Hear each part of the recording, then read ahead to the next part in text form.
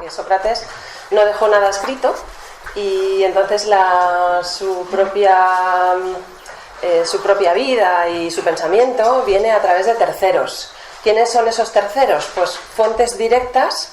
Vamos a tener a Platón, que va a ser el que fundamentalmente nos va a hablar de Sócrates y va a hacer de Sócrates la voz de todo su pensamiento. Vamos a tener a Jenofonte, que va a ser un discípulo suyo, del que igual hablamos un poquito también, y que también va a escribir otra biografía o otra defensa de Sócrates. Vamos a tener a un crítico que va a ser Aristófanes, que en las nubes nos va a hablar un poquito de Sócrates, y luego vamos a tener a Aristóteles, que lo conoce por referencias de su maestro Platón. Posteriormente habrá otros comentadores como Diógenes Laercio, Plutarco, que hablen de él, pero no hablan de las fuentes que ya hemos citado, ¿eh? Por tanto, estos no son fuentes tan directas. Bueno, ¿qué es una apología? Una apología es una especie de discurso que se hace en favor de alguien, enalteciendo sus valores, ¿no? Hablamos en este caso de Sócrates. Platón, que es su discípulo, escribe un diálogo que se llama Apología de Sócrates, en el que defiende a su maestro y ensalza el valor que tiene la persona de Sócrates y cómo vivió y cómo murió. En la antigüedad se hacían este tipo de escritos, por ejemplo, se hacían panegíricos, que panegíricos significa una exaltación de una persona, pero una apología es una defensa contra alguien que ha sido acusado. En época de Sócrates posteriormente a la muerte de Sócrates, se hicieron muchas apologías, pero solo nos han llegado dos, la de Platón y la de Jenofonte. Bueno, entonces ya, como todos sabéis, pues ahora lo contaremos en detalle, pero Sócrates pues fue condenado a muerte y la forma de morir fue bebiendo la cicuta, ¿no? Un veneno muy potente que fue el que pues terminó con su vida. También sabréis que él tuvo la posibilidad de escapar porque sus discípulos le habían preparado un plan para que él pudiera escapar y no morir. Pero él pues prefirió obedecer a las leyes de Atenas, que siempre había respetado, y pues resignarse a lo que las leyes habían dictaminado. Y por eso pues no escapó. Cuando lo vemos desde el presente, nos parece realmente muy sorprendente que Sócrates haya podido ser acusado a muerte, ¿no? Porque hoy para nosotros Sócrates es una persona o una figura fundamental para la filosofía, para todo el desarrollo de la cultura occidental, una persona que no podría haber matado una mosca, o sea que era como o sea, y eso es lo que vamos a intentar explicar aquí hoy, es cómo fue que Sócrates, por su forma de ser, se granjeó una condena a muerte, ¿no? O cómo era la sociedad de su tiempo, que fue capaz de condenar a muerte a una persona totalmente inocente, ¿no? Entonces, un poco intentar aprender de la historia, de por qué pasó, si solo pasó en ese momento, si podría volver a pasar y cuáles son un poco las circunstancias y los móviles que puede haber detrás. La apología de Sócrates tiene 3 partes, una prácticamente que ocupa casi todo el libro y 2 partes más cortitas.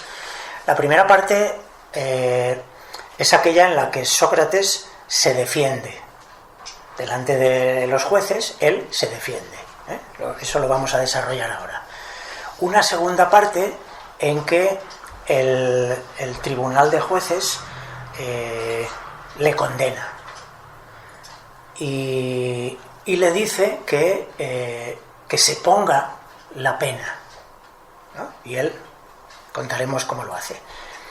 Y una tercera parte, muy cortita, en la que Sócrates habla a los jueces.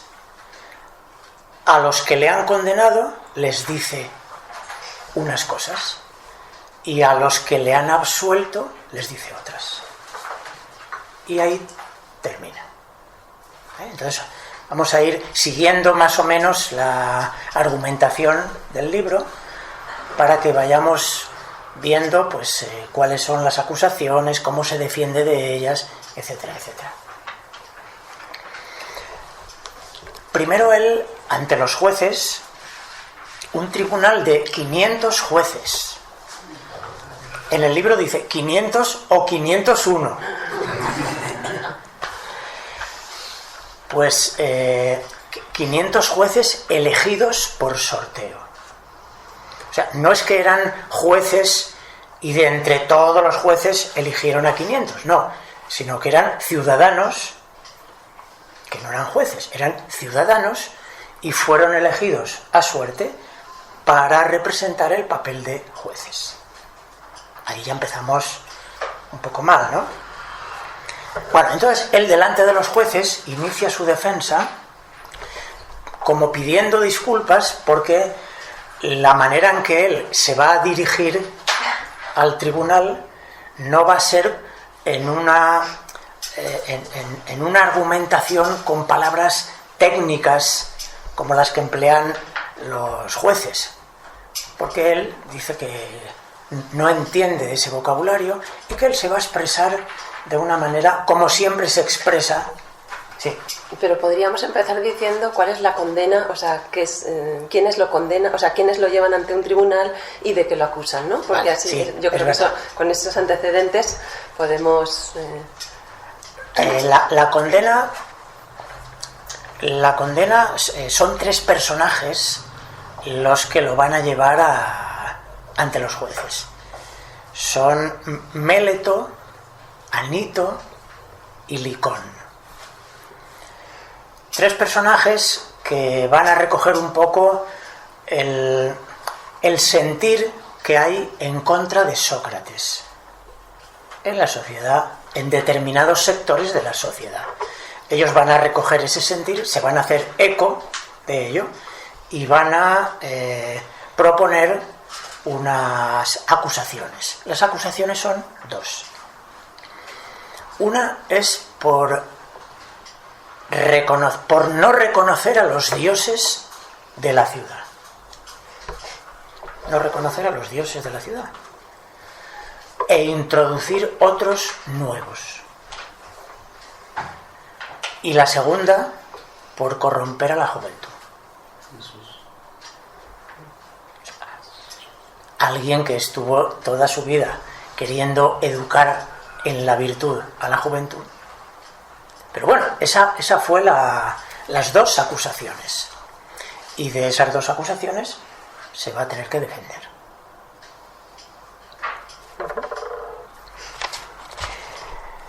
Él empieza diciendo que estas acusaciones de Méleto, Anito y Licón, si bien se defenderá más tarde, quiere empezar defendiéndose de otras acusaciones previas que hay en el ambiente, que se han ido generando a través del tiempo y que han creado en torno a la persona de Sócrates una especie de imagen de un loco que habla de cosas muy extrañas y que vuelve buenas las causas malas. Y él dice, es muy difícil defenderme de estas acusaciones que vienen existiendo muchos años, porque no tengo delante ni nunca tuve a los acusadores como los tengo ahora. Esos que a lo largo del tiempo, desde que él era joven, le han ido calumniando, esos no tienen nombres y apellidos. Y entonces él dice, claro, no tienen nombres y apellidos salvo una persona que es un poeta cómico, que es Aristófanes. Aristófanes es un poeta que escribió una obra cómica sobre la persona de Sócrates, ridiculizándolo hasta el hartazgo, poniéndole como un loco que se preocupa por cuestiones de debajo de la tierra, de las nubes, lo pinta como un personaje que anda como volando, o sea, es una obra cómica. Y Sócrates dice que las acusaciones, las injurias que hay contra él, son muy similares a las que parten de esta obra de Aristófanes. Ese es un motivo de las calumnias generalizadas. Pero hay otro. ¿Quieres contar tú lo de Querefonte? Bueno, en realidad todo empieza porque la figura de Sócrates en la ciudad es un poco incómoda.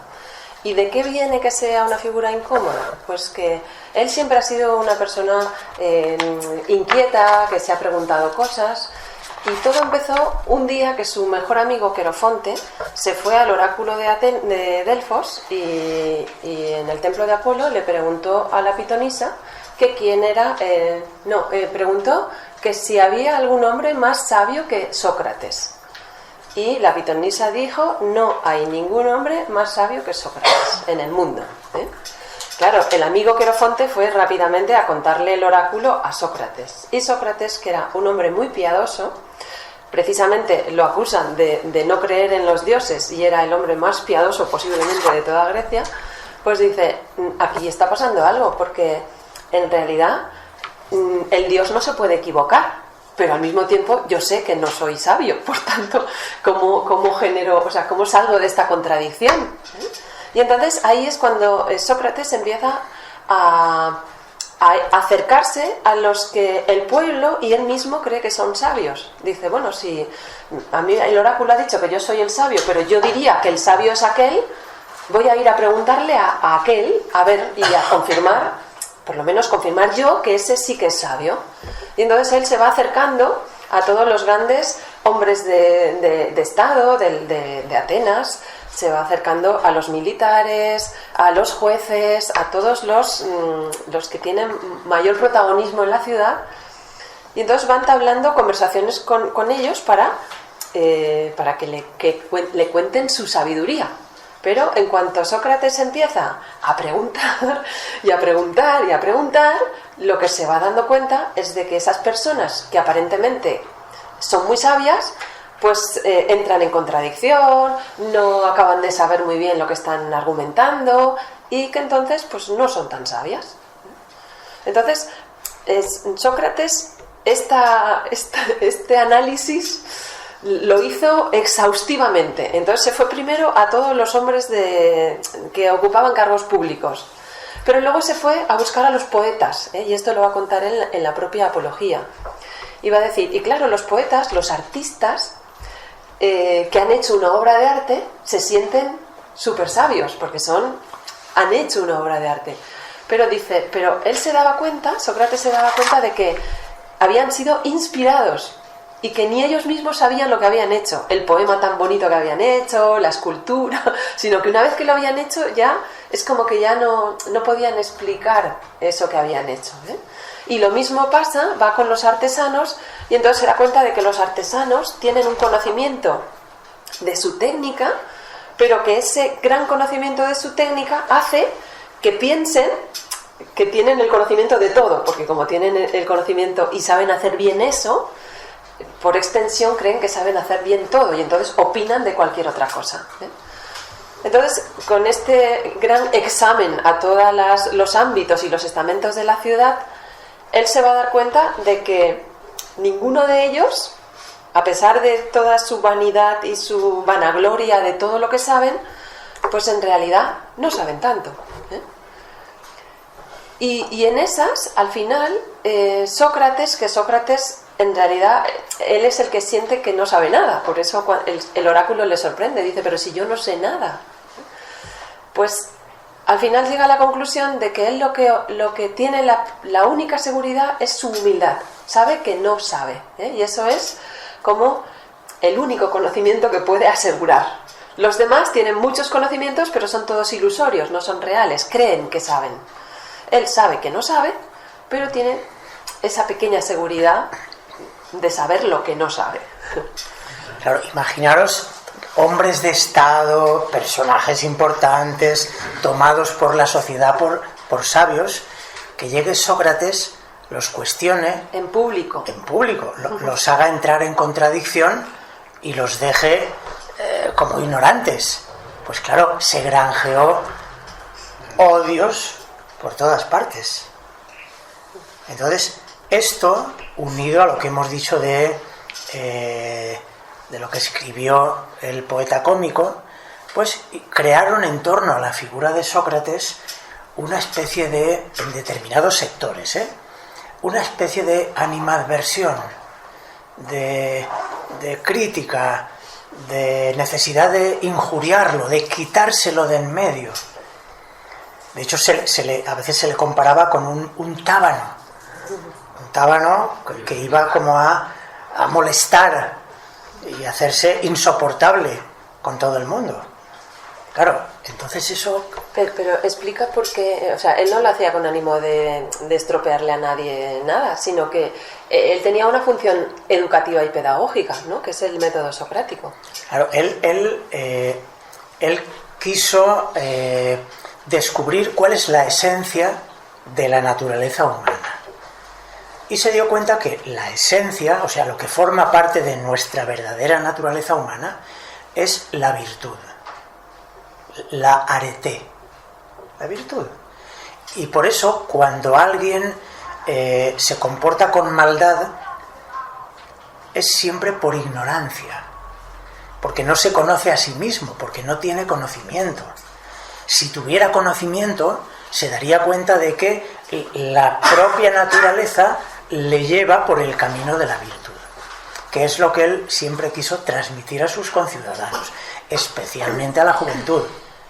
O sea, el hacerles despertar a su auténtica naturaleza. De ahí viene el conócete a ti mismo.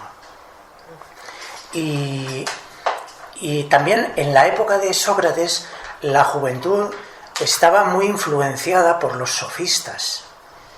Los sofistas eran sabios, entre comillas, sabios, retóricos, oradores, que ganaban muchísimo dinero enseñando a los jóvenes sus artes, pero enseñándoles no para conocerse mejor o para volverse más virtuosos, no, sino para tener más éxito social, para triunfar a costa de lo que fuera.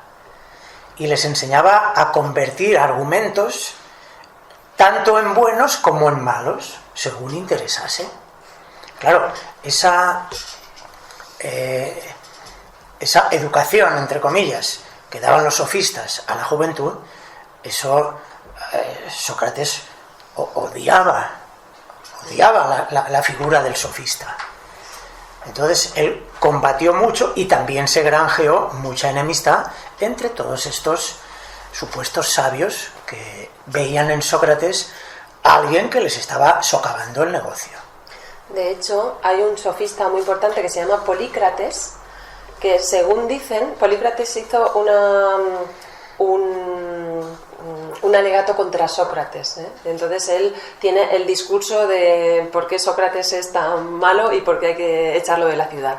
Y parece ser que él ponía como 4 acusaciones contra Sócrates y estos 3 acusadores, Anitos, Méleto y Licón, utilizaron el discurso de Polícrates para hacer su propia acusación, porque ellos no tenían así capacidad oratoria, pero utilizaron a Polícrates, que era un gran orador, un gran sofista, y utilizaron todos esos argumentos. En realidad, Sócrates, cuando decimos que interpelaba a la gente y los ponía así en aprietos, lo hacía de una manera, como decíamos, pedagógica, que es parte del método socrático. Sabes que hay una ironía socrática y luego una mayéutica, que son las 2 partes del método socrático, en donde al principio el que quiere aprender, o sea, cada uno de nosotros, si quisiéramos aprender algo, tenemos que empezar por reconocer lo que no sabemos, ¿eh? Porque a veces no tenemos como curiosidad por nada porque creemos que lo conocemos. La electricidad, creemos que la conocemos, ¿no? Pero luego un día uno va a una central eléctrica como nosotros y entonces ya empiezan todas las preguntas y te das cuenta de que no sabes nada y entonces ya empiezas a tener interés por conocer. Pues Sócrates quería llevarnos a ese punto, ¿eh? Es decir, empieza un poco bruscamente porque te tiene que hacer preguntas que te lleven a darte cuenta que no sabes, pero si tienes la suficiente humildad dirás, ostras, fíjate, si es que no lo sabía, yo creía que sabía, pero no lo sabía. Y a partir de ahí uno ya empieza una especie de ansia por descubrir las verdaderas respuestas que gracias a su método de diálogo, lo que se llamaba la mayéutica, permitía al joven, al ser humano, aprender, ¿eh? Entonces, estaba pensado pero con un afán pedagógico y educativo, porque Sócrates realmente quería cambiar la sociedad de su tiempo y quería cambiar Atenas y estaba enamorado de Atenas y por eso él se dedicó toda su vida a trabajar por los atenienses. También esta manera de interpelar, ¿no?, a los hombres de Estado, a los poetas, etcétera, como cuando él lo hacía por la calle, en la plaza, por todas partes, los jóvenes le acompañaban. Los jóvenes adoraban a Sócrates.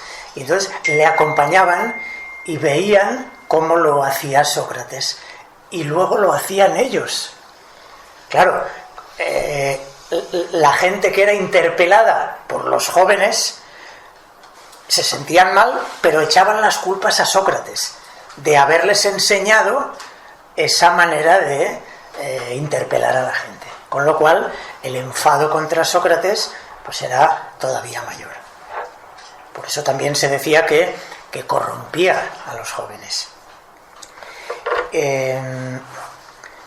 Cuando él se va a defender delante de Méleto de esta acusación de corromper a los jóvenes, él le pregunta a Méleto, dado que él parece que se preocupa tanto por los jóvenes, Méleto le pregunta quién es en Atenas aquel que más puede beneficiar a los jóvenes, ¿no?, para educarles. Y Méleto no sabe. Y entonces lo primero que se le ocurre es decir, pues los jueces. Dice, los jueces son los que están preparados para enseñar a los jóvenes. Y alguien más. Y le va preguntando y al final toda Atenas... Y le dice, ¿y los ciudadanos entonces no están preparados para...? Sí, los ciudadanos también. ¿Y este? Sí, este también. Todos. Entonces, el único que no está preparado era Sócrates. Era Sócrates. Y entonces luego le hace así como una comparación, ¿no? Le dice, imaginemos que tuviéramos que adiestrar a unos caballos. ¿Tú crees que todo el mundo estaría preparado para adiestrarlos y solo uno sería el que los perjudicaría? O más bien, aquellos que pudiesen adiestrar a los caballos serían unos pocos y el resto, pues al no conocer, pues más bien perjudicaría, ¿no? Y entonces Méleto asiente a esto. Sin embargo, en lo de la educación de los jóvenes, todo el mundo puede educar a los jóvenes, justamente menos Sócrates. Y entonces, ante esta duda de Méleto para contestar, Sócrates hace notar a los jueces que Méleto, que le acusa de corromper a la juventud, él, que parece que le preocupa tanto la juventud, él no sabe nada de la juventud. No sabe quiénes son los educadores, no conoce nada. O sea, le está acusando de algo que a él nunca le importó. Para que veamos un poco cómo son estas acusaciones. Pero yo creo que es lo más bonito del diálogo, es que se puede leer muy fácilmente, es la forma que tiene Sócrates de decir, yo he venido ante un tribunal, este tribunal me acusa de algo y yo voy a rebatir con argumentos racionales las cosas que se están diciendo que no son verdad, porque como soy un filósofo y soy un griego y tengo uso de razón, pues aquí entre personas adultas nos tendremos que basar en razones, ¿no? De qué otra manera se va a juzgar a una persona, sino con razones, con argumentos. Y entonces él va allí y lo que quiere es ir demostrando cómo esas cosas están infundadas. Y el diálogo es muy bonito porque es una forma de explicarnos cómo era Sócrates. Sócrates lo único que era a ver, ¿me estáis diciendo que corrompo a la juventud? Vale, vamos a ver el tema, vamos a detallarlo. ¿Qué es corromper? ¿Qué es juventud? ¿Qué es no sé qué? ¿Qué es no sé cuántos? Y entonces, cuando ya hemos visto todo, entonces decimos, bueno, pues no puedo estar corrompiendo a la juventud porque no estoy haciendo esto, ¿eh? Entonces, de manera ingenua, él esperaba que ante un tribunal prevaleciesen las razones, ¿eh? Y por eso no va al tribunal como iban antes, ¿no? O en Grecia, las personas al tribunal, que era con sus niños, llorando y haciendo todo un espectáculo de decirle al juez, por favor, no me condene, y era todo como muy dramático, ¿no? Pero Sócrates dice, yo aquí no tengo que hacer ningún drama, porque sencillamente si estos señores han presentado una acusación y yo presento los argumentos en contra, ya está, no hay nada más, ¿no? No hay que llorar, no hay que traer a los hijos, no hay que decir, no hay que hacer nada. Por eso no quiso llevar a sus hijos. Uh-huh. Pero eran las costumbres de la época,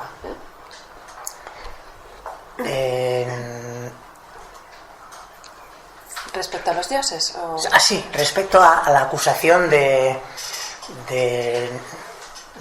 creer en otros dioses o no creer.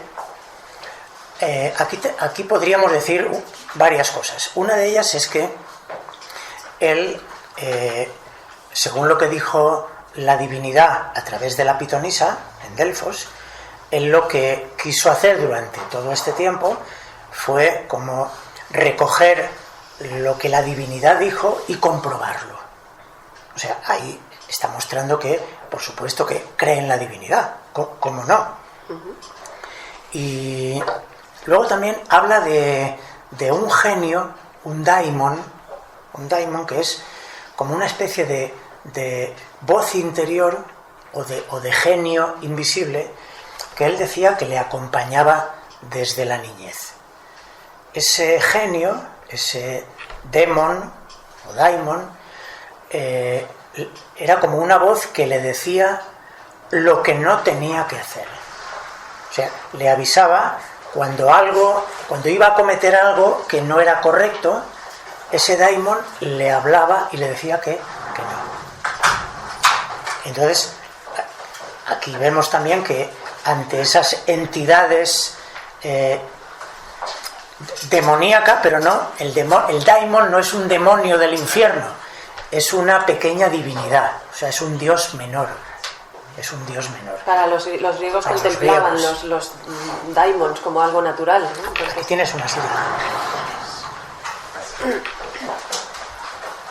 Bueno, y también hay que decir respecto de los dioses, esto no aparece en este diálogo, pero aparece en otras partes, y es que el concepto profundo que tenía Sócrates sobre los dioses estaba un poco alejado de estas divinidades que son como a imagen y semejanza de los seres humanos. O sea, divinidades que tienen forma humana, que aman, que odian, que se pelean, ¿no? Esta forma de divinidades. Por ejemplo, traemos a Apolo y Dafne. Apolo es una divinidad, pero Apolo aquí va persiguiendo a una ninfa, porque se enamora de una ninfa, como un dios se está enamorando de una ninfa y va persiguiéndola como un loco, sin control. Claro, todo eso es simbólico. O sea, las formas en que se presentan las divinidades en Grecia, o en Roma, o en Egipto, son formas simbólicas. Cuando el pueblo se lo interpreta al pie de la letra, claro, ahí caemos en cosas extravagantes. En eso es en lo que no creía Sócrates, en esas formas de divinidades que son como prolongaciones de los seres humanos. Él entendía la divinidad como una especie de inteligencia superior que hay como detrás del universo, lo que da sentido, lo que da vida a todo lo que hay en el universo. O sea, esa inteligencia invisible que hay detrás. ¿Creía él en la conciencia? En la conciencia, por supuesto, claro. Esto sería un poco largo desarrollar este tema de la concepción de la divinidad, pero bueno, lo mencionamos para que entendamos que Sócrates, que era un sabio, aunque él dijera solo sé que no sé nada, fue el maestro de Platón, y Platón es mucho decir. Entonces Sócrates, siendo un maestro, siendo un sabio como era, no vamos a pensar que él entendía a las divinidades pues tal como hemos dicho, ¿no?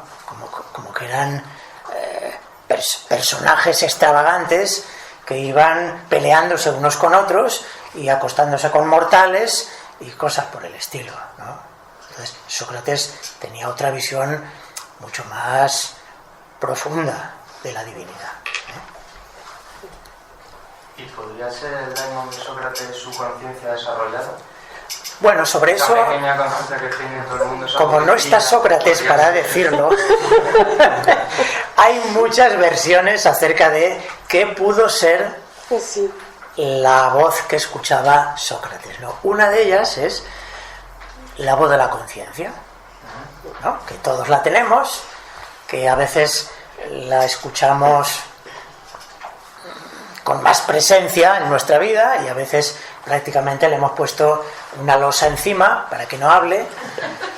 Cuando uno tiene una vida medianamente pura, ¿no? Que trata de hacer el bien, como Sócrates, pues es posible que esa pureza permita que la voz interior se escuche con más cercanía. Cabe la posibilidad, ¿no? Hay más versiones. Que era un genio realmente, que era invisible para todos, incluso para él. No lo sabemos.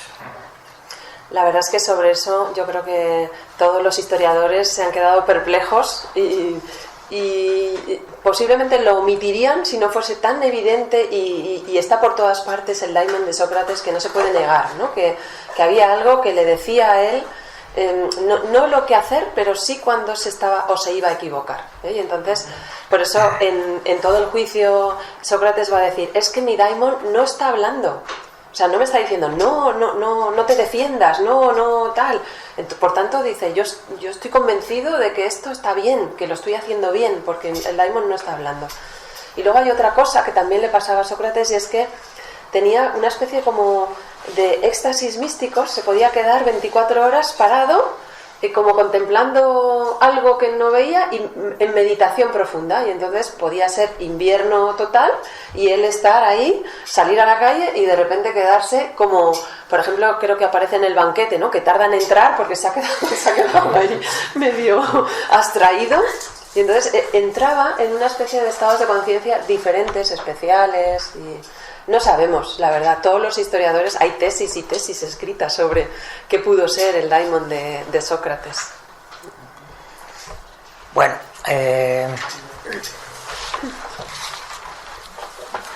¿qué más tenemos por aquí? Tenemos muchas cosas. Sí. En cuanto a lo de corromper a la juventud, también él, una argumentación que da a Méleto, le dice que si él hubiera corrompido a la juventud, ha sido involuntariamente.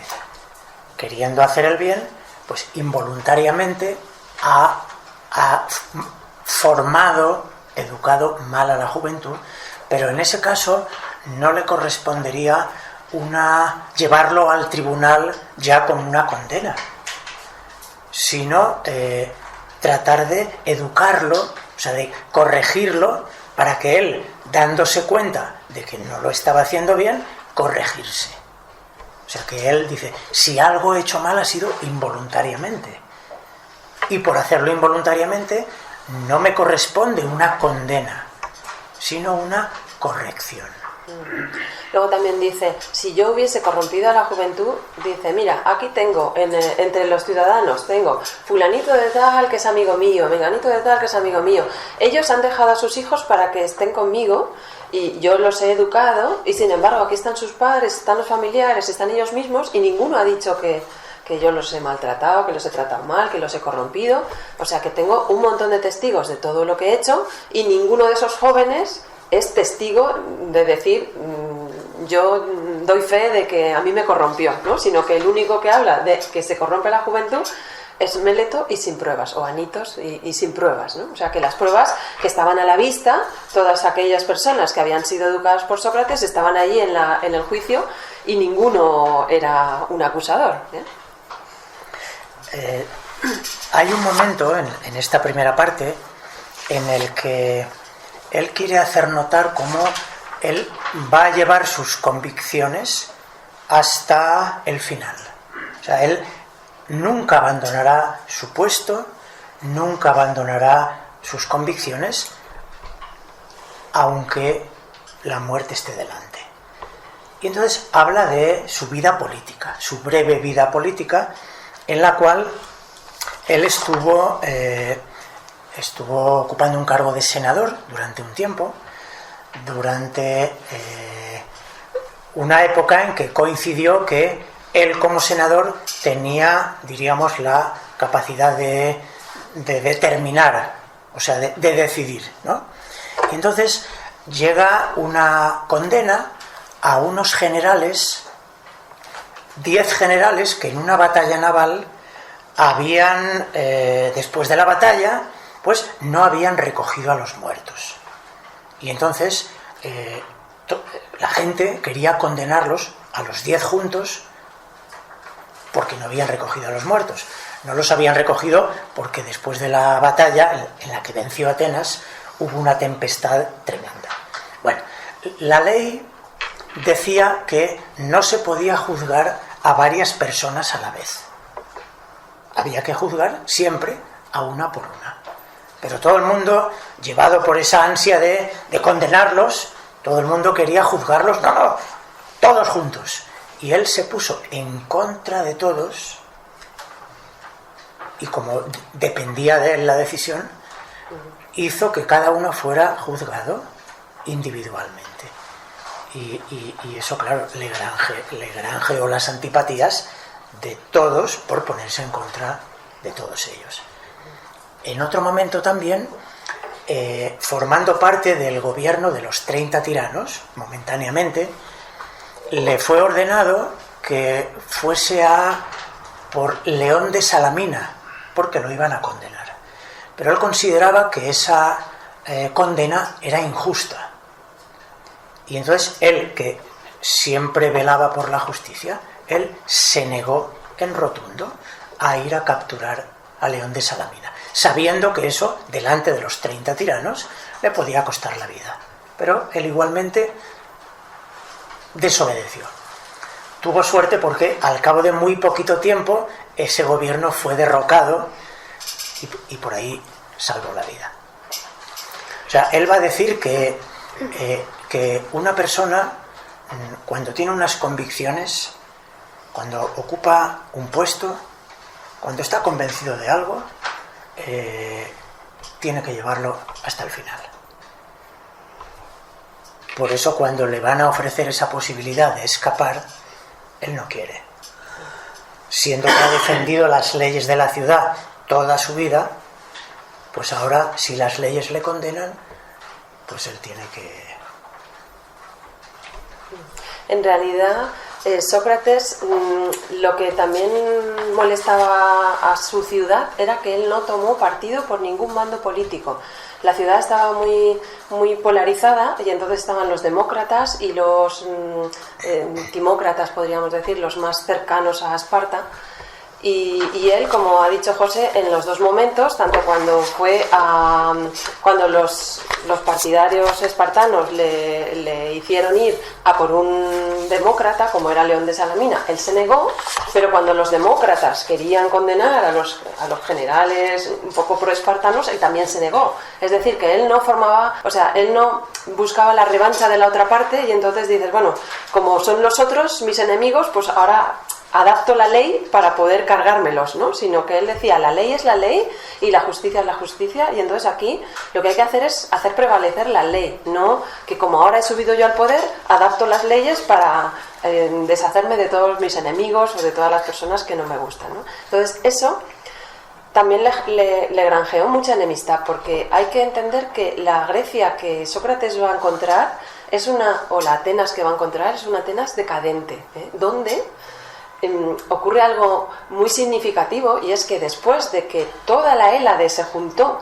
contra el gran enemigo persa, después de vencer a los persas, resulta que los griegos se disgregan, se separan y empiezan a pelear entre sí en una guerra civil, entre dos modelos diferentes, el espartano y el ateniense, en donde lo que hay es una especie de odio feroz, como en toda guerra civil, y donde no se respeta nada, ¿no? Entonces Sócrates forma parte de esos momentos donde ya ha empezado la decadencia de Atenas y donde ya no se mira nada, sino que lo que hay es una especie de hibris, que dirían los griegos, de furia desatada, y donde cada bando quiere su revancha, ¿no? Y ahí Sócrates se mantiene férreo en su defensa de lo que es justo.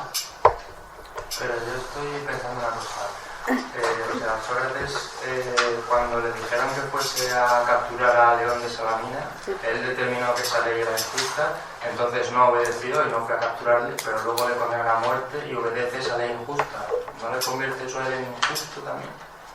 No, en realidad los 30 tiranos... Ahí se ha contradicho también Sócrates. Primero no obedece y luego sí. No, pero los 30 tiranos no hacen juicio, lo condenan a muerte, o sea, era cogerlo para matarlo. O sea, lo que tenía que hacer Sócrates es ir a por León de Salamina para matarlo. Ah, para matarlo. Sí, sin juicio. Sin juicio y sin nada. Sí. Entonces, claro, eso es una ilegalidad. Pero era una ley, ¿no? Era una tiranía. Los 30 tiranos son una tiranía que dura muy poquito tiempo, pero y entonces pues ellos hacen un poco de la ley lo que ellos quieren, ¿no? Lo que yo interpreto es que precisamente los 30 tiranos toman una decisión en contra de la ley, y como Sócrates está a favor de la ley, entonces dice, no acato la decisión porque tengo que acatar la ley. Es decir, hay una ley que tiene que llevar a una persona ante los tribunales. Los tiranos se exaltan esa ley. Los 30 tiranos eran personajes injustos, al igual que luego cuando se fueron y se quedaron los que supuestamente Sócrates pensaba que era la ley, ellos también eran injustos porque le estaban condenando de manera injusta, dicho por él mismo, y aún así acató esa orden. No, pero en el hecho en el hecho es que hay una ley en Atenas que dice que cualquier persona, ese y otro, hay que llevarlo ante la ley. Si yo soy un tirano, me salto la ley y le digo a Sócrates, vete a matarlo. Y Sócrates dice, no, porque yo siempre he defendido la ley de Atenas y no puedo hacer un hecho que vaya en contra de la ley. Es decir, no estoy siendo contradictorio, yo estoy siendo coherente porque estoy diciendo que se cumpla la ley, sea el tirano que sea. En realidad, esto es un debate que es muy interesante de pensarlo, porque a Sócrates lo que le va a condenar es una ley injusta, o más bien una decisión injusta, y es injusto históricamente visto retrospectivamente, muy injusto. Igual sus conciudadanos en el momento dudaron, ¿no? Luego enseguida ya vieron que no, porque a los mismos que habían acusado, Anitos, Méletos, uno murió, el otro fue desterrado, o sea que ya los propios conciudadanos vieron que aquello no había estado bien. Pero de todas maneras, Sócrates va a decir, yo tengo que someterme a las leyes, y si la ley se equivoca conmigo, es menos importante que yo cometa una injusticia contra la ciudad y contra las leyes. O sea, Sócrates lo que tiene es conciencia de Estado, conciencia de ciudad. Y entonces dice, bueno, las leyes se pueden equivocar, pero si cada ciudadano se toma la ley por su mano, entonces ya se ha acabado el gobierno, se ha acabado todo. Supongo que la diferencia era que él tuvo juicios y el otro no. O sea, simplemente... También, sí. Claro, la ley llevaba a los ciudadanos ante una acusación a un tribunal. El tribunal decide. O sea, la ley no decide. La ley te lleva al tribunal. En el tribunal pues hay debate, hay defensa, hay acusaciones, y lo que determinen los jueces es ley. Por eso él tiene que acatar lo que digan los jueces, aunque lo que dicen los jueces sea injusto. ¿Por qué? Porque la argumentación que presenta Sócrates y la que presentan los acusadores, pues evidentemente tienen mucho más peso la defensa que las acusaciones. Supongo que para un asesino también le podría parecer injusto que le asesinaran a él después de asesinar a la persona. Eso también, ¿sabes? Por bueno, eso para digo eso está... que Sócrates acató eso porque dijo, aunque a mí me parece injusto. Sí, Sócrates decía que, y bueno, es una parte, de la tercera parte, ¿no?, de un poco de la apología, en donde dice que, bueno, que él ha vivido bajo las leyes de Atenas, no se marchó de allí, o sea, es como nosotros tenemos un poco todos los derechos que nos da la ciudadanía española o el Estado que nos acoge. Y entonces, si luego hay una ley que cuando llega el caso se ejecuta y uno dice, ay, que no me interesa, pues es haberte ido antes, pero si has estado aquí todo este tiempo y te ha parecido que todo esto estaba bien, porque ahora que justamente te perjudica, vas a decir que no, que te eximes, ¿no? Y Sócrates decía, uno tiene que poder cambiar las leyes, o sea, si piensa que son malas, tiene que trabajar para cambiarlas. Pero si no ha dicho nada y ha estado viviendo al amparo de esas leyes, tendrá que respetarlas. Esa es un poco su postura, ¿no? Claro, pero y si está defendiendo también la opinión de una mayoría que está equivocada, eso tampoco es del todo correcto. Claro, porque claro, la gente que le condena porque el resto, no sé cómo se llaman, Anito... Meleto, Anito, Silicón. Sí, pues ellos convencen al pueblo de que Sócrates es injusto y por eso ellos en votación luego le condenan, pero ha sido una manipulación, no ha sido un claro, justo. Totalmente, totalmente. Aunque haya sido un proceso legal, entre comillas, esta ley es injusta porque ha habido manipulación y es mi vida, tengo hijos. No sé. Pero fíjate, no sabemos lo que pensaría Sócrates en profundidad, ¿no? Pero fíjate lo que ha quedado para la posteridad de lo que hizo Sócrates, ¿no? La imagen que ha dejado, ¿no? ¿Qué imagen hubiera dejado si después de todos los discursos que daba con los jóvenes, las exhortaciones al respeto de las leyes, bla, bla, la justicia, se hubiera escapado para salvar la vida, siendo que además tenía 70 años? O sea, que entonces lo que él anhelaba en el fondo era la gloria.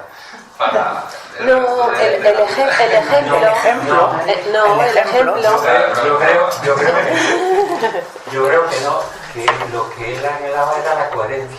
Eso es. Sí, que no es lo mismo. La gloria es un sentimiento, dijéramos, individual y personal para los demás, y la coherencia sobre todo es un sentimiento personal, como diciendo, cuando yo me veo al espejo quiero decir, aquí estoy, que es diferente, yo creo, ¿eh? Sí, ¿para ahí?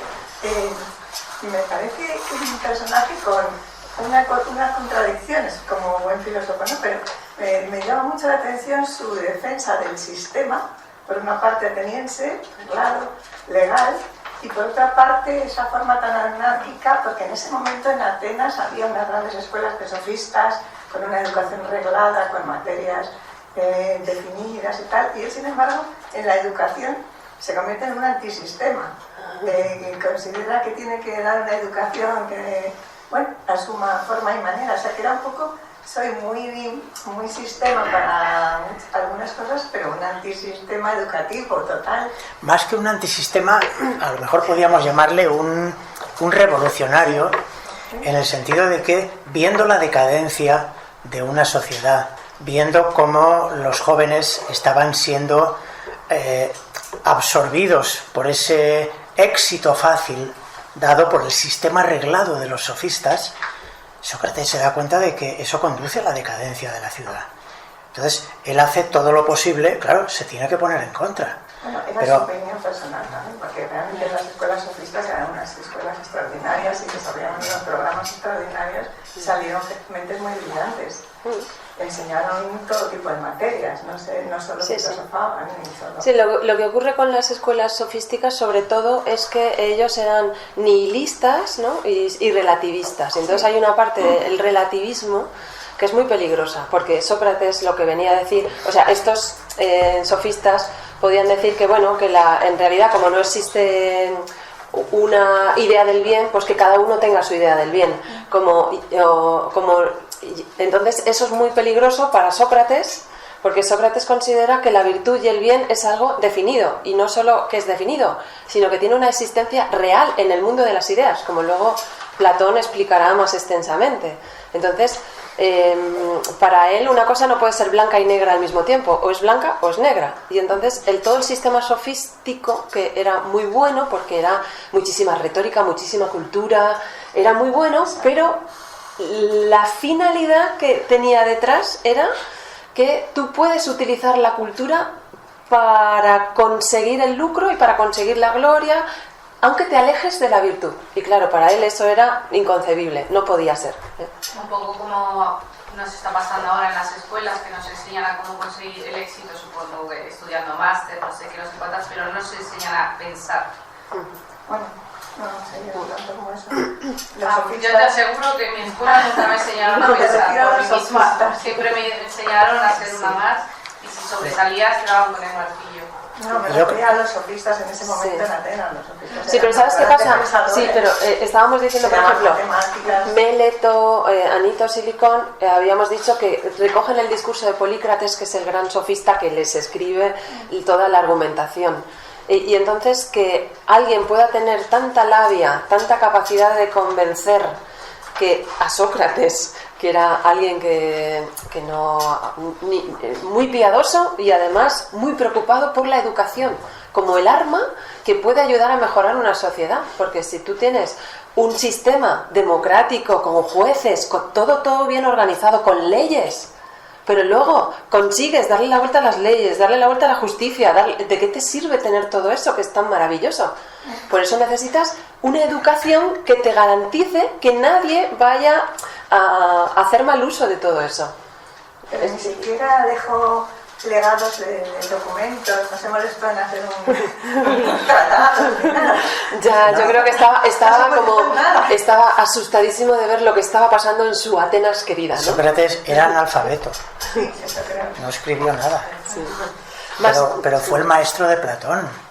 Y de Sócrates salieron las escuelas moralistas, los cínicos, los epicúreos, los estoicos más adelante, salió Platón, de Platón Aristóteles, o sea que de ese tronco salieron unas ramas maravillosas. Entonces, bueno, no escribió nada, pues ojalá hubiera escrito algo. Sí. Pero Sócrates lo que pretendía... Que no había escrito nada, pero no porque no supiera leer, sino porque no quería a lo mejor contradecirse o que le pudieran luego en el futuro... En realidad esto tiene que ver con toda la tradición de la filosofía oral, que es la propia de todo el mundo presocrático, podríamos decir, donde la tradición de enseñanza directa, maestro-discípulo, es muy importante. Porque cuando nosotros dejamos un libro por escrito como Platón, que Platón ya dijo, bueno, voy a escribir, pues en realidad estás dando una receta para todos, mientras que Sócrates iba uno por uno, y entonces educaba artesanalmente uno por uno. Entonces no podía estar escribiendo si tenía que estar en contacto directo con la gente y tratando de hacer ese trabajo. Sócrates quería, a través de su forma de educar, de llegar un poco a la interioridad del ser humano. Todo lo externo es necesario para la vida en la sociedad, pero cuando perdemos de vista esa interioridad, ese conocerse uno a sí mismo, ese alma donde tiene que residir la virtud, como línea directriz que conduzca nuestra vida, cuando no existe esa línea directriz, que está en armonía con la propia naturaleza humana, según Sócrates, pues nos quedamos con la parte externa, que es el conocimiento intelectual, el triunfo, el éxito a cualquier precio. Y entonces, ¿en qué queda el ser humano? Pues en un ser humano que puede construir un relato maravilloso con la retórica, pero no corresponde con la realidad, no corresponde con las esencias. Por eso le interesaban las esencias. ¿Qué es el bien? ¿Qué es la virtud? ¿Qué es la justicia? Para poder tener referencias inamovibles y tratar de acercarse a ellas. Pero quien construye un relato, como hoy en día el relato es lo que predomina. El relato, y además quien sabe adornarlo y darle un buen motor, se lleva por delante a cualquiera, ¿no? Eso es la manipulación. Quien no tiene unas convicciones interiores bien fuertes, la corriente de la manipulación se nos lleva. Por eso el pensar, reflexionar, tener un sentido crítico, poder comparar lo que dijo Sócrates con lo que dijo Confucio, con lo que dijo Plotino, ¿no? Y tratar de ver las cosas en común, que son las que forman parte de la naturaleza humana. Entonces Sócrates entraba en esa línea de educación, que luego continuó Platón. Hay una cosa que a mí me parece como significativo de todo lo que es el momento que está viviendo Sócrates, y es que aparece un fenómeno que son los mercenarios griegos. Es decir, durante el mundo de las guerras médicas, cuando los persas han estado invadiendo, todos los griegos estaban luchando por su patria, y entonces había un sentido en la guerra, porque la guerra era una defensa contra el atacante. Ahora, los persas no pueden vencer, y entonces establecen otro tipo de guerra más sutil, y es dividir a los griegos. Y entonces apoyan a los espartanos, les dan dinero, los financian, y se generan las guerras del Peloponeso, en donde es una guerra civil, luchan unos contra otros. Pero es que acaba pasando que hay grandes generales, como por ejemplo Temístocles, que venció en las primeras batallas de Maratón, de Salamina, un gran estratega y, podríamos decir, héroe nacional, que a los pocos años se pasa a los persas y empieza a trabajar como mercenario para los persas. Y entonces tú no te lo puedes creer. Dices, pero si este hombre ha estado intentando luchar para salvar su país y ahora se me va con los persas a luchar. Y entonces te das cuenta de que han llegado a un punto en donde ya no es la guerra por la guerra, no es la guerra con un fin.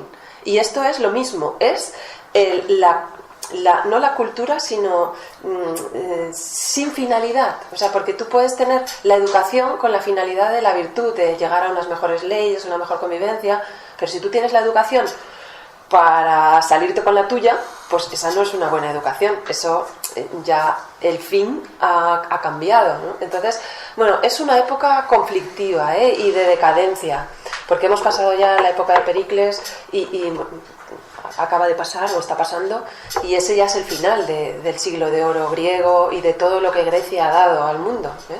Entonces lo que se nota es como el desbarajuste, y en ese desbarajuste es donde aparecen los sofistas, ¿eh? Y son fruto de su momento también, como los mercenarios, que es otro fenómeno. Y de ahí viene también el hecho de que Platón, su discípulo, Platón provenía de una familia de políticos, y era costumbre pues que los hijos pues seguirían la carrera de sus padres, familia, etcétera.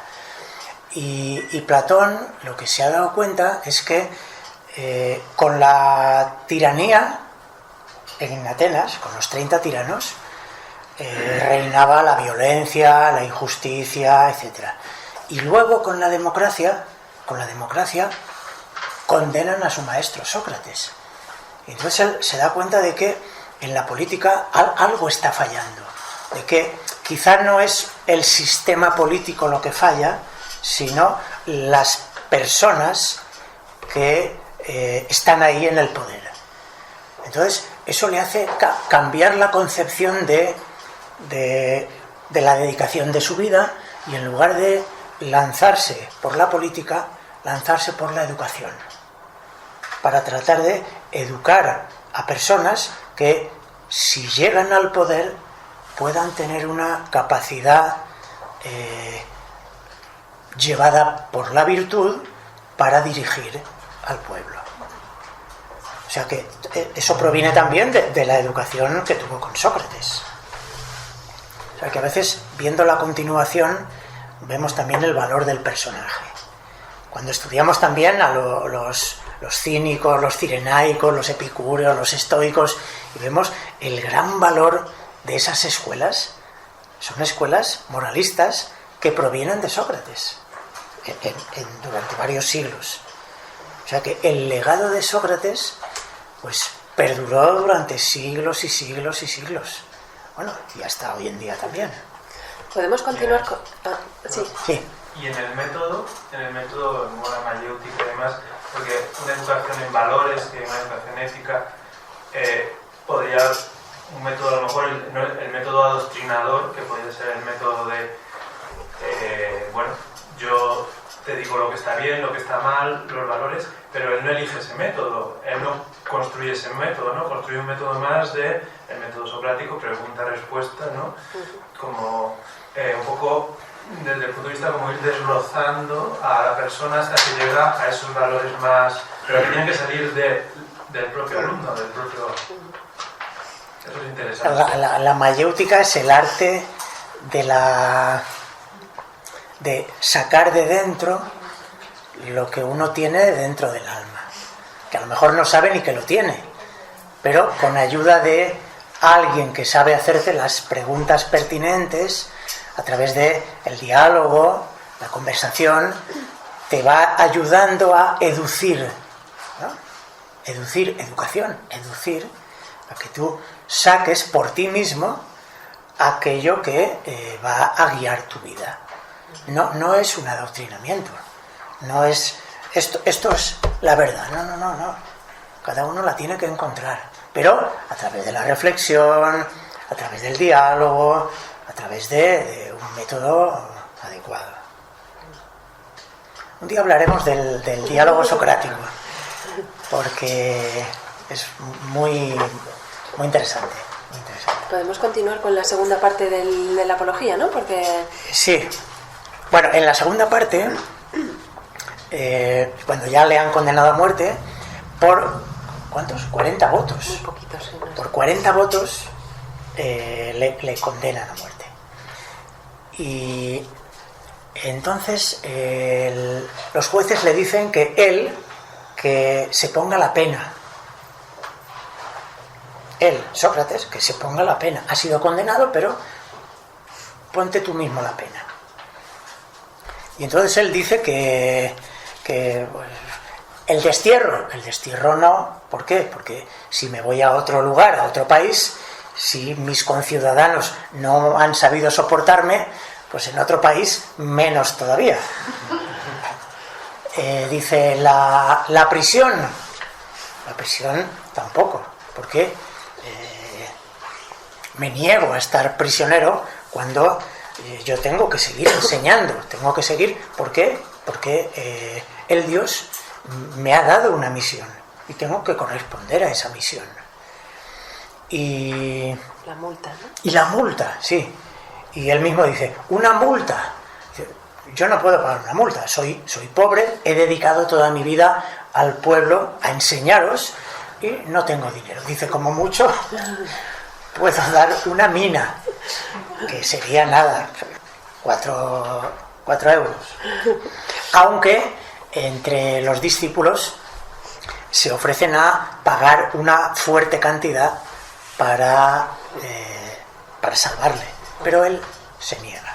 Sí, yo quería también decir, ahora veremos qué multa se pone él, ¿no? Que nos la contará José, pero yo quería decir que, fijaros que es todo muy sutil y Sócrates va jugando con las sutilezas, porque A él lo han condenado por algo que no ha hecho y encima le dicen, y ahora ponte la condena tú, o sea, elígete tú tu pena. Y dice, pero a ver, me habéis condenado por algo que no he hecho, ¿cómo voy a elegir yo penarme? Porque es que no he hecho nada. Es como admitir que efectivamente sí que soy culpable de algo, ¿eh? Entonces, él no puede ponerse ni aunque sea una mina porque eso sería darle la razón a los jueces y decir, sí, soy culpable, ¿eh? Aunque sea, me redimo con esto, con 1 euro o con 10, pero sería darle la razón. Entonces no puede hacerlo, ¿eh? Entonces es todo un juego, porque los jueces lo hacen adrede para que él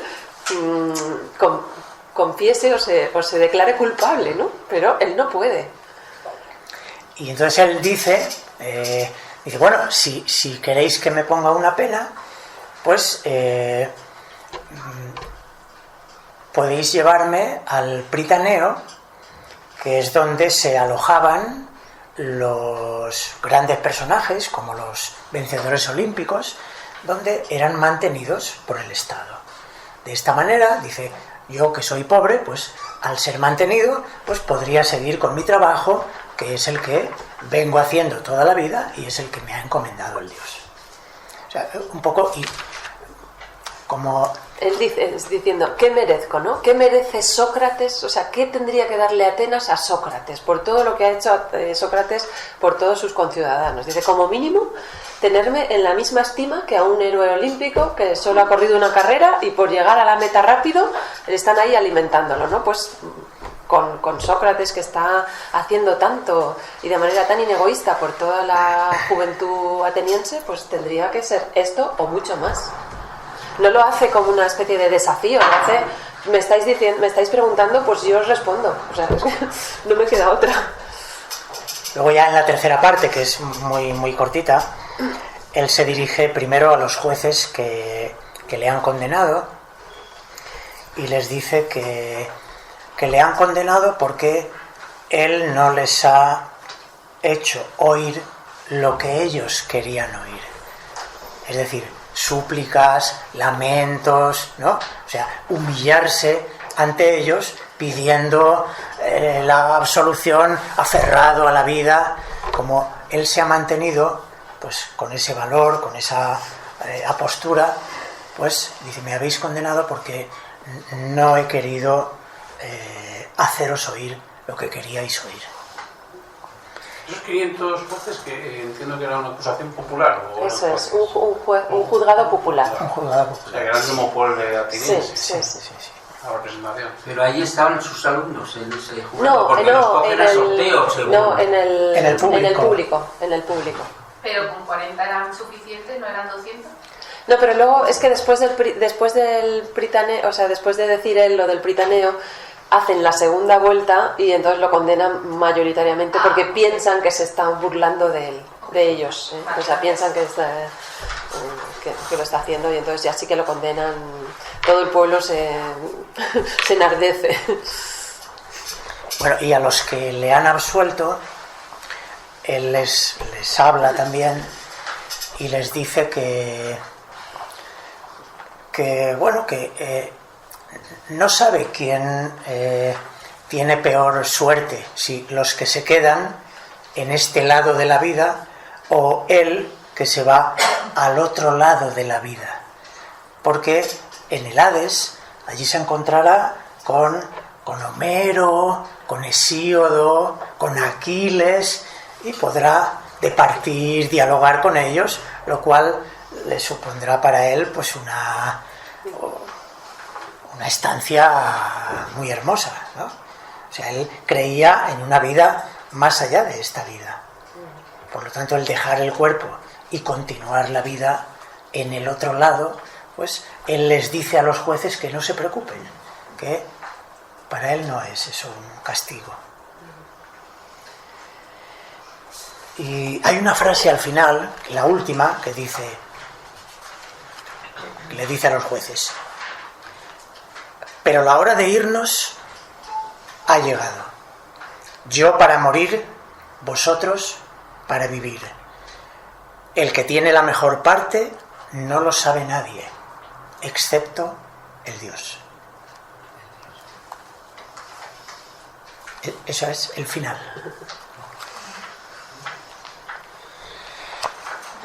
Bueno, no sé si queréis comentar algo más. Todavía estoy dando vueltas con lo de que Sócrates era analfabeto. Porque, ¿cómo es posible que fuera analfabeto si luego fue miembro de un gobierno? O sea, se supone que tiene que tener un mínimo de educación, ¿no? Para formar parte de... Bueno, él la tenía. Sí que tenía educación. La escritura no era considerada como ahora. Una persona podía ser muy como él, muy sabia, muy capaz de razonar, de argumentar y no haberse preocupado por escribir, por aprender a escribir. Es diferente, ¿no? O sea, porque además la enseñanza, tal como ha dicho Isabel, él la entendía como una transmisión oral. Entonces la escritura, pues bueno, la escritura prácticamente empezaría con Platón, pero el mismo Pitágoras tampoco escribió. Bueno, 4 cositas han quedado por ahí, pero la educación no se daba a través de libros escritos, sino era oral. Pero vamos, que no nos queden escritos suyos no quiere decir que no supiera escribir, eso no lo sabemos. No lo sabemos, no lo sabemos. Puede ser. Yo había leído... Sí, hay quien dice que es analfabeto, otros que, de todas formas, Sócrates, por ejemplo, Diógenes Laercio nos cuenta que bueno, sabéis que el padre de Sócrates era escultor y que él aprendió el oficio con su padre y que incluso Diógenes Laercio dice que había unas esculturas hechas por Sócrates que estaban en la Acrópolis de Atenas. Eso quiere decir que era muy buen escultor. O sea, Sócrates era una persona muy educada, muy sensible a la belleza, con grandes conocimientos.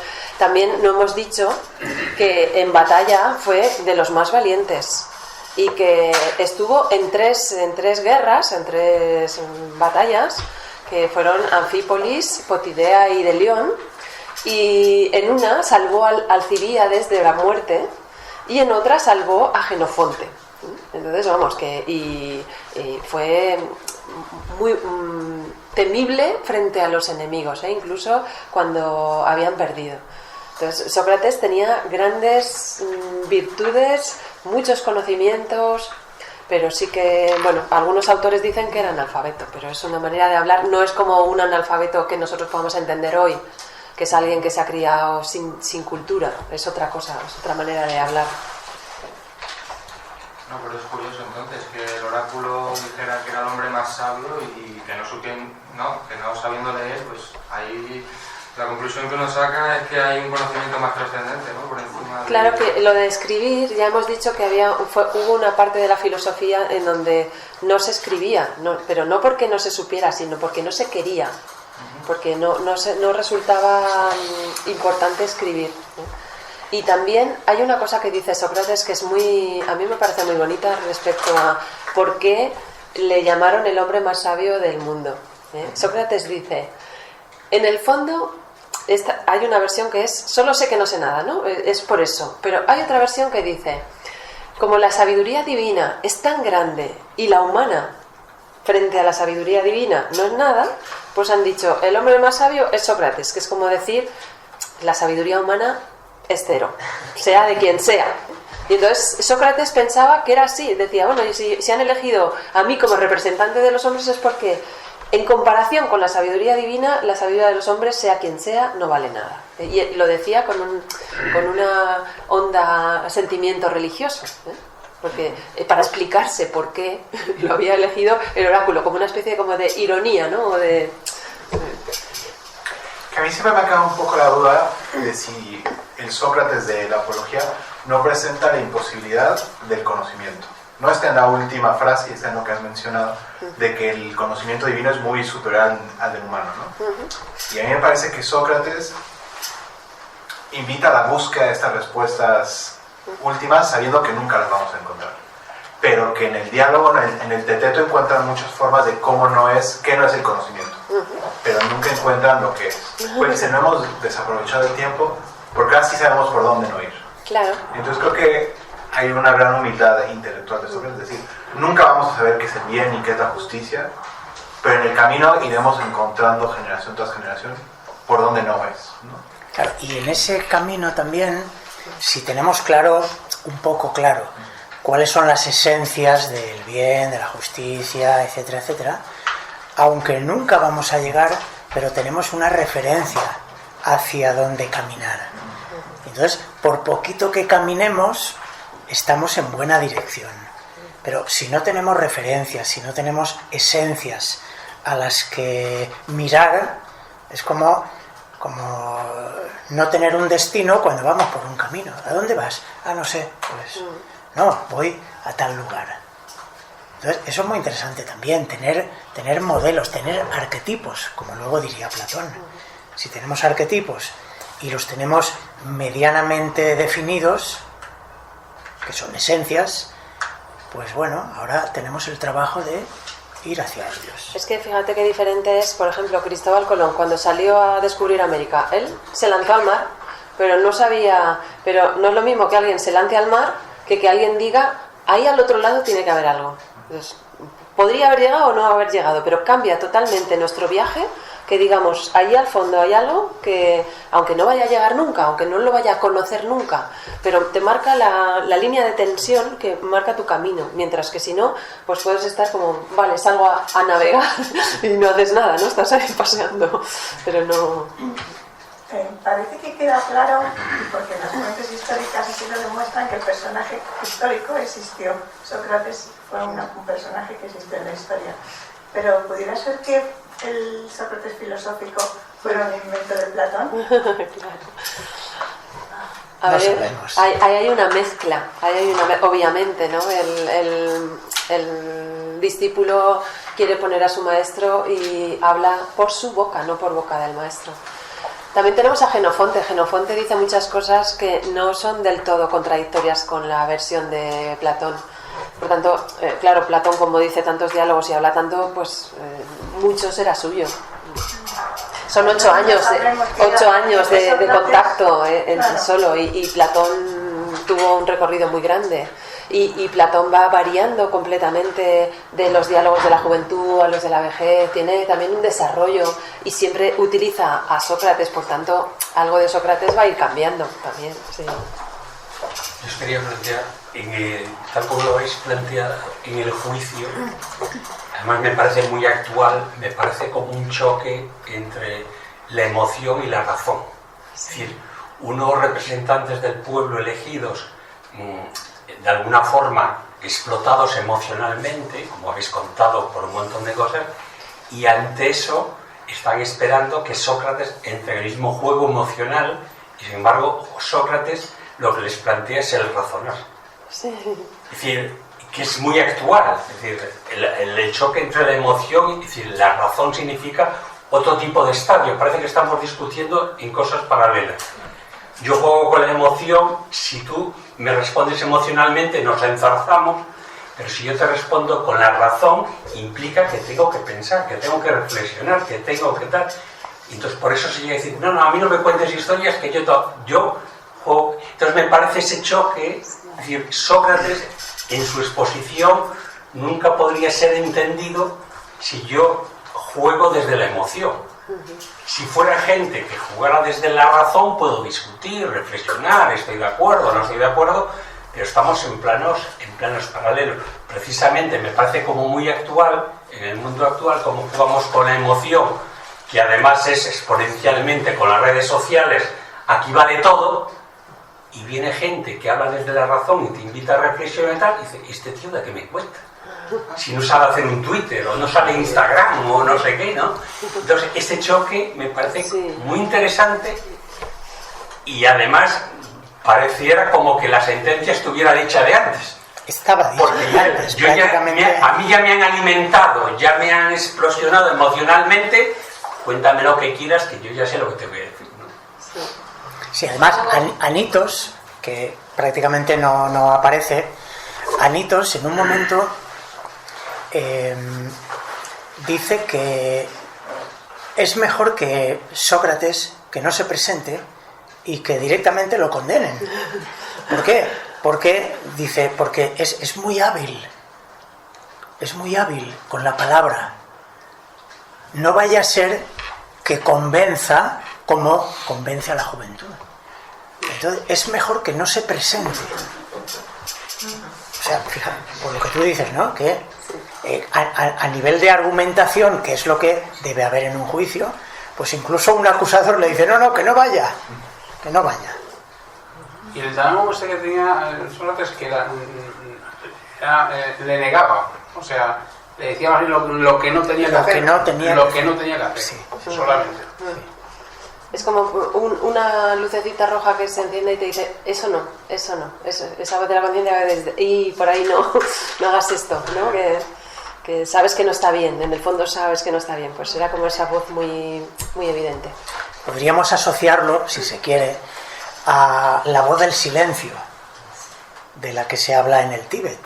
Hay un libro que se llama La voz del silencio, que es esa voz interior, que es como una voz de la conciencia, pero mucho más elevada, mucho más espiritual, que te guía.